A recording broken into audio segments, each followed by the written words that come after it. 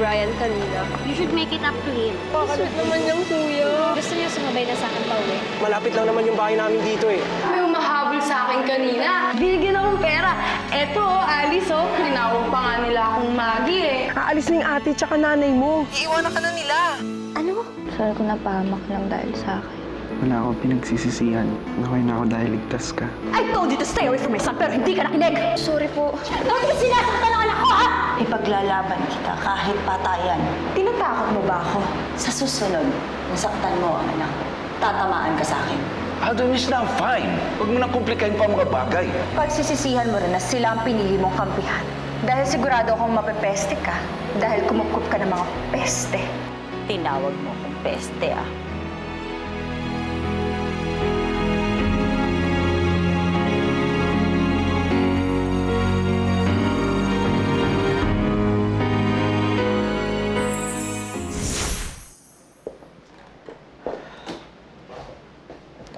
Sir Nan?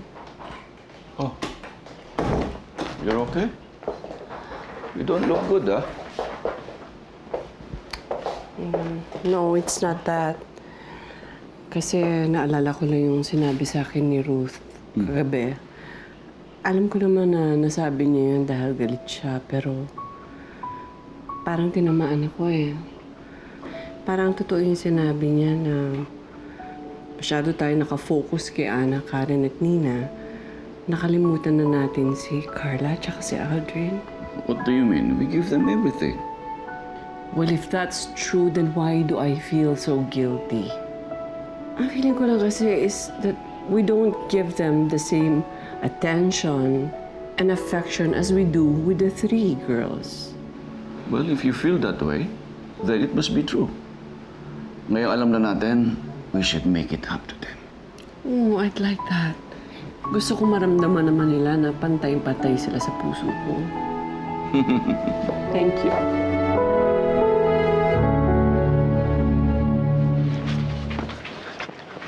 Ang tao eh. Ana, parang wala namang tao. Sinabi ko naman sa'yo eh. Ayan, nakaalis na sila. Di na natin naabutan. Babalik pa yun. Baka may pinuntahan lang. Tawagan mo. Ito nga eh. Hindi sumasagot. Saan kaya sila nagpunta? Ay, naku, friend. Ang kulit-kulit mo naman eh. Sinabi ko sa'yo, lilipat na sila. Hindi nga ako iiwan ni Inay. Ano ka ba, Dindi?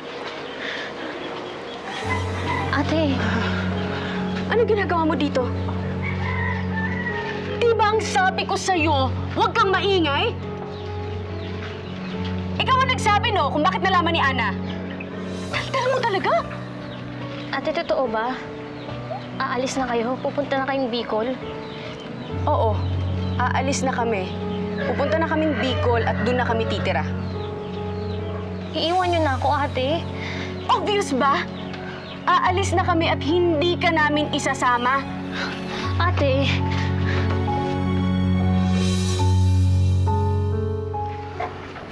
Oh, sabi ng doktor, pwede kang daw umuwi bukas.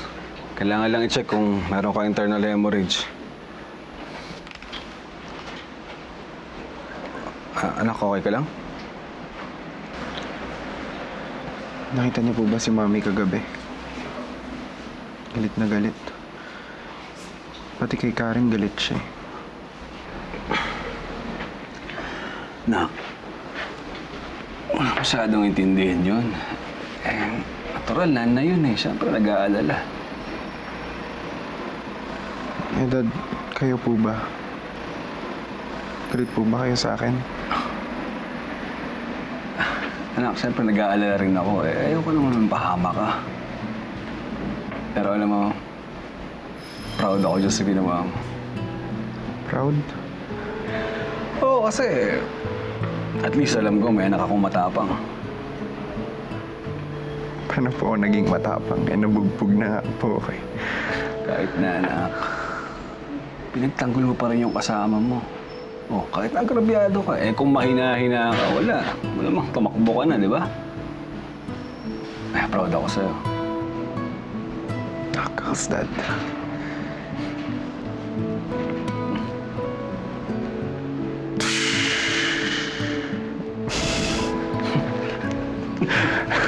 Gusto ko naman natutunan yan? Kay Karen po. Talaga. Oh, ano pang tinuro niya sa'yo?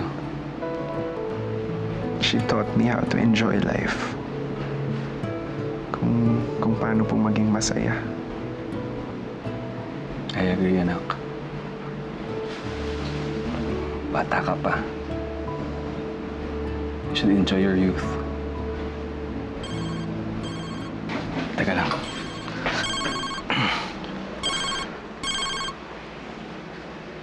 Hello, hello, Leia. Kumusta? May balita ka ba kay Maggie? Sabi ko naman kay Nay, huwag nang balikan to mga papeles. Kulit! Nagkita pa tuloy tayo. Ate, bakit kayo aalis nang hindi man lang kayo nagsasabi sa akin? Kasi ayaw ni Inay. Bakit nga? Kasi mas masaya kami nang wala ka. Nung umalis ka, naging okay na kami ni Inay, kaya ngayon lalayo na talaga kami. Kung ako sa'yo, bumalik ka na lang doon sa bahay ng mga Monteclaro. Masaya ka naman doon, di ba? At kami, masaya na rin kami. Teka lang, ate, kinakausap pa kita! Ana. Hindi ako naniniwala sa'yo. Nagsisinungaling ka lang dahil gusto mong sarilihin si Inay. Mahal ako ni Inay, hindi niya ako iiwan. Nagsisinungaling ka lang! Hindi ako nagsisinungaling! Nakita mo? Wala na mga gamit, oh! Nauna na dun sa Bicol! Alam mo kung ako sa'yo, huwag mo nang ipilit yung sarili mo. Baka masaktan ka lang! Hindi ako maniniwala sa'yo. Hindi ako maniniwala sa'yo hanggat hindi ko mismo naririnig ang kay Inay. Ah, ganun? Gusto mo? Ha? Halika! Nasa terminal si Inay. Sasabihin niya mismo sa'yo na aalis na kami at iiwan ka na namin! Tama ang findings na kinuha niyong investigador. At totoong manifesto ng barko na andun ang pangalan ni Maggie. Oo, pero lumubog yung barko sinasakyan ni Maggie. Oo, pero hindi kasama ang pangalan ni Maggie sa mga survivors. Ito ang documentation ng mga survivors dun sa lumubog na barko.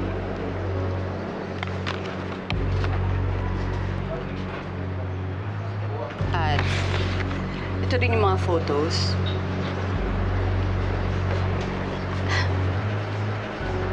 And look at this photo. Nakikita mo yung girl na nasa stretcher? Maliit na maliit lang yan, pero zoom in ko para makilala ko. Si Maggie. Si Maggie buhay siya. Hindi ko alam kung bakit hindi kasama ang pangalan niya sa mga survivors. Pero patunay ang picture na yan. Nabuhay siya.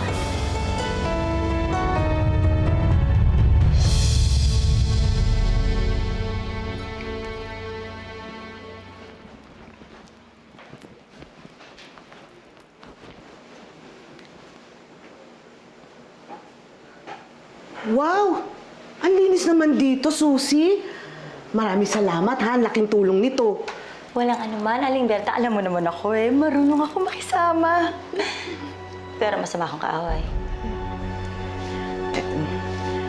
Mauna na ako sa'yo, ha? Sandali.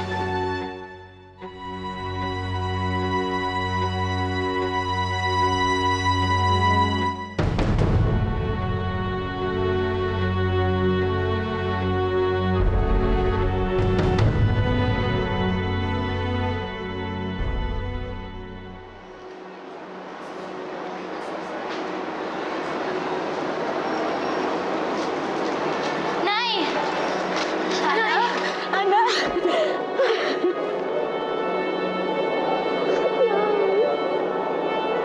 Anong ginagawa mo dito? Ha? Nay, pinuntahan ko kayo, Nay. Nay, pinuntahan ko po kayo. Nay, totoo po ba? Nay, aalis na daw kayo. Nay, iiwan niyo na ba ako? Nay, bakit? Bakit hindi mo lang kayo nagsasabi? Anak, ko sa Bicol. Ang bala ko talaga susulatan kita eh, ha? Hindi ko naman akalain malalaman niyo agad eh. Magpapaliwanag ako sa'yo. Nay, nandito na po ako. Nay, nandito na ako ngayon. Ngayon sabihin niyo na po sa akin yung dahilan kung bakit kayo aalis, Nay. Ana, ito yung makakabuti para sa atin, ha? Intindihin mo ako. May mga nagmamahal ng iba sa'yo, maayos na buhay mo, di ba? Kami ni Becky, meron kami magandang buhay din na nag-aabang sa Bicol. May trabaho kami doon kina Chang. Saka isa pa, kailangan kong ayusin yung sa amin ni Becky. Kailangan ko rin ayusin yung sa anak ko. Ano po ko, Nay? Nay po ko. Nay, huwag niyo akong iwan. Nay, patawarin niyo po ako sa lahat ng sinabi ko sa inyo noon. Hindi po yun totoo. Sinungaling lang po ako. Alam ko yun.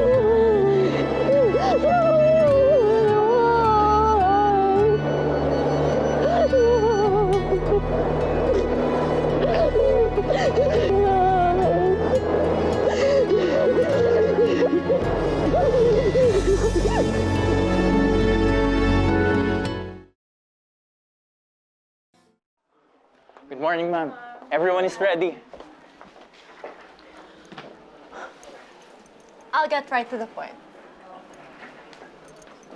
For the next quarter, gusto ko mas maging aggressive kayo. Gusto ko mas maging palaban. We will all squash our competitors to the ground. I prepared a presentation kung paano natin dudurugin ang mga insektong gustong kumalaban sa kumpanya natin. I'll just get my USB.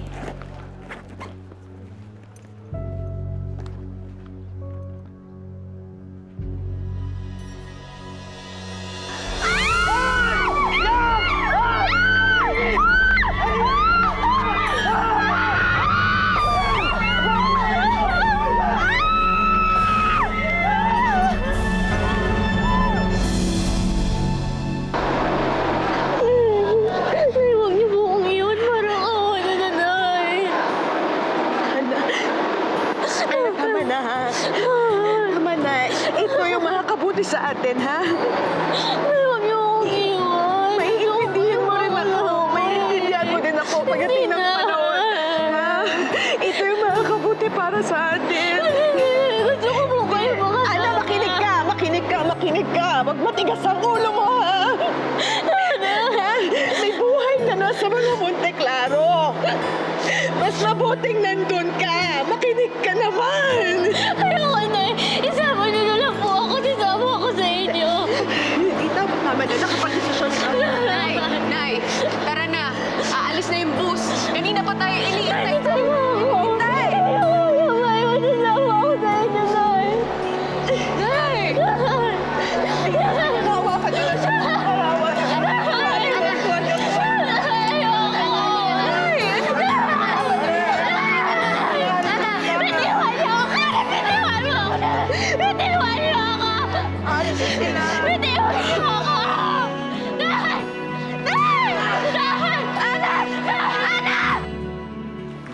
Nakapagpatawag na kami ng pest control. Pinapabombahan na namin ng buong floor, ma'am. Pwisit siya, pinahiyaan niya ako. Humanda siya sa akin. Sino yun? Yung pesting naglagay ng mga peste sa bag ko. Tingin niyo sinadya yun? Tingin mo, bigla magkakaroon ng ipis yung Givenchy kong bag? Of course that was intentional. I'm sure si Susie ang may gawa nun. Ipunin mo lahat ng patay na ipis na makikita niyo.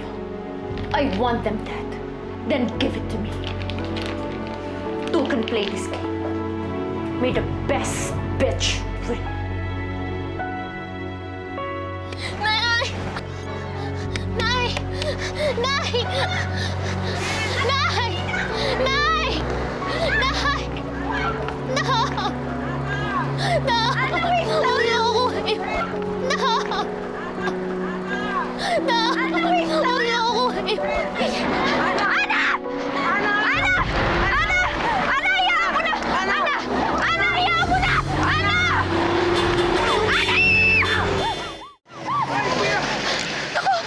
Tumayo ka nga! Kuya,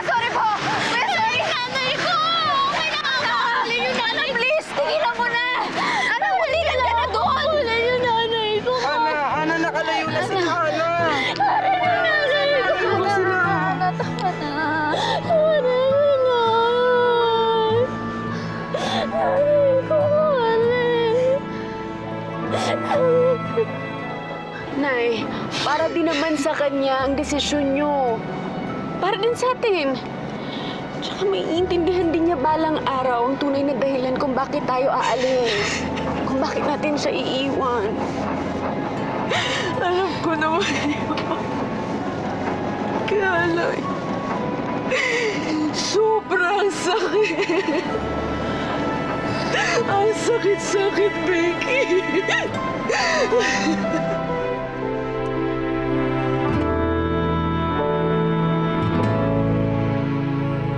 Natahan na. Karen, ang sakit-sakit. Karen, hindi ko maintindihan kung paano nagawa sa akin ni Hina yun.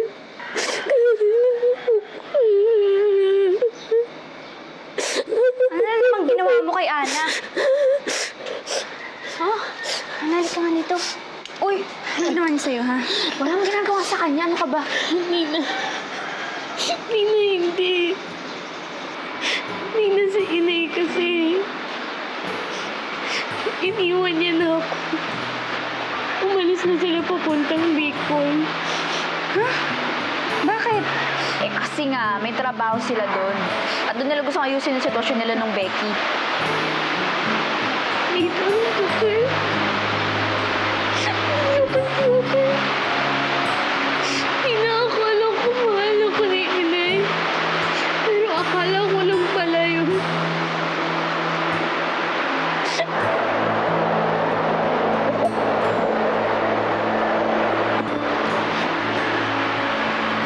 Bakit kaya ganun yung mga nanay natin? Lagi na lang nila tayong sinasaktan. Siguro kasi ampun lang tayo. Kaya ang dali-dali sa kanilang i-take for granted yung feelings natin. Ang dali-dali sa kanilang nakikita na nasasaktan tayo.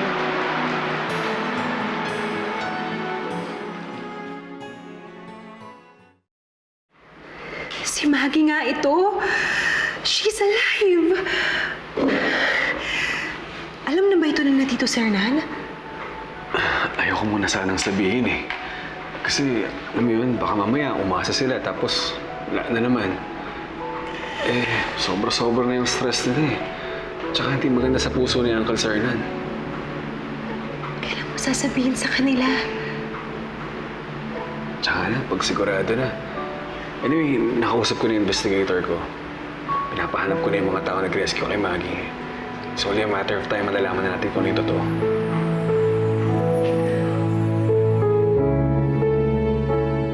Alam mo, may nagsabi sa akin, mga magulang ang unang-unang sumisira sa buhay ng mga anak nila. Totoo pala yun. Ano ka ba? Huwag mo nga kami igaya sa'yo. Hindi naman lahat ng magulang kagaya ng iyo. Hindi lahat ng nanay kagaya ng nanay mo. Kasalanan ba namin sadyang special case na pinagdadaanan mo ngayon? Ako sigurado ko, hindi ako ilalaglag ni Inay. Yung nanay ni Ana, siguro naman meron siyang dahilan, hindi lang natin alam. Alam ko ang dahilan. At the end of the day, selfish lahat ng tao. Ikaw, ako, and our mothers included. Kahit anong mangyari, uunahin nila yung kapakanan nila kaysa sa nararamdaman natin. Hindi na pwede ba? Tigilan mo na yan. Hindi ka na nakakatulong. Kung selfish ka, kayo ng nanay mo, pues ibahin mo kami ni Ana dahil hindi kami katulad mo. Pare-pareho lang tayo.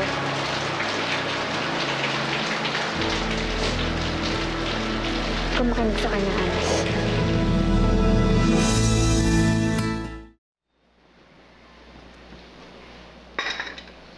Oh, bakit abot tayo ngayang ngiti mo? Ay, naku, Alberta, I feel so fulfilled today. Mali ang P and F mo. Pwede ba? Huwag ka nang mag-English kung hindi ka naman marunong. Ba't naman ang init ng ulo mo? Pati pag-i-English ko, pinag-iinitan mo. Did you having a bad day today? Yes? Dahil nagkaroon ng ipis ang loob ng bag ko. Manang Berta, sunugan mo na yan. Marumi na yan. Huh? Eh, mamahalin tong bag nyo? Papasunog nyo lang sa akin? Dahil ganun ang ginagawa ko sa mga ayaw ko. Dinidispatch ako.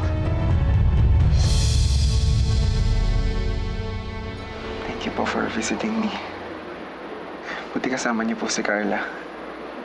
From now on, gusto kong magkalapit tayo sa isa't isa. Lolo naman, kailangan pa palang mabugbog ni Kuya para lang ma-realize niya yan. Carla, that's not true. Pantay-pantay ang pagtingin namin sa inyo. It's just that we were preoccupied. I know, Lola. And it's because of those Ana Kareninas, right? Don't listen to Carla, Lola. I know that you care about us. At naiintindihan ko po yung sitwasyon niyo na naghahanap po kayong tunay niyo apo eh. Aldrin, thank you for being so understanding.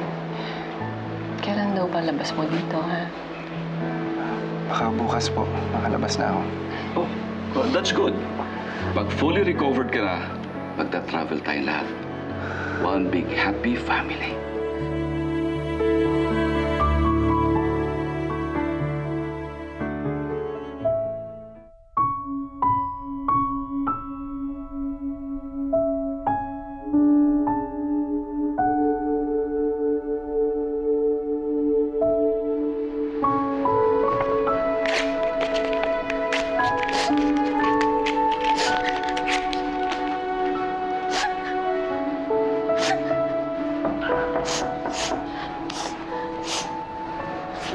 Pasok po. Ana, you did not join us for dinner. Masama lang po yung pakaramdam ko. Wala po akong ganang kumain. Ana, iba yung masama ang pakiramdam sa masama ang loob. Karen told me. Hindi ko lang po kasi maintindihan, Lola eh.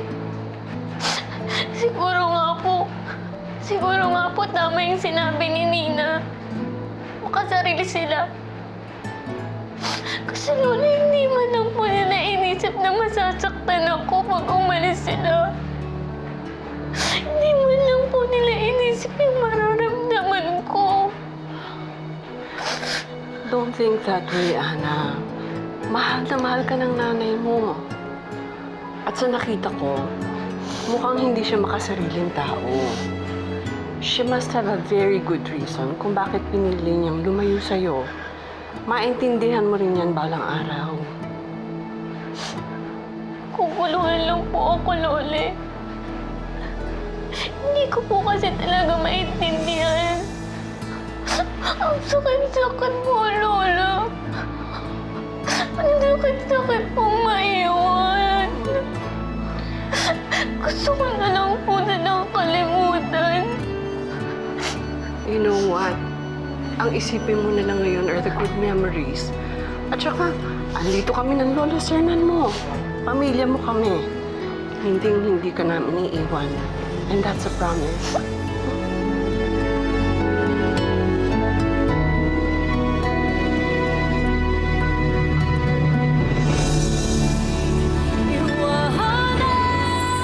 Ikaw, Mami, di ba meron kang presentation earlier? It was a disaster. May nag-sabotage ng presentation ko. Kilala mo ba kung sino gumawa? May ebidensya ka ba?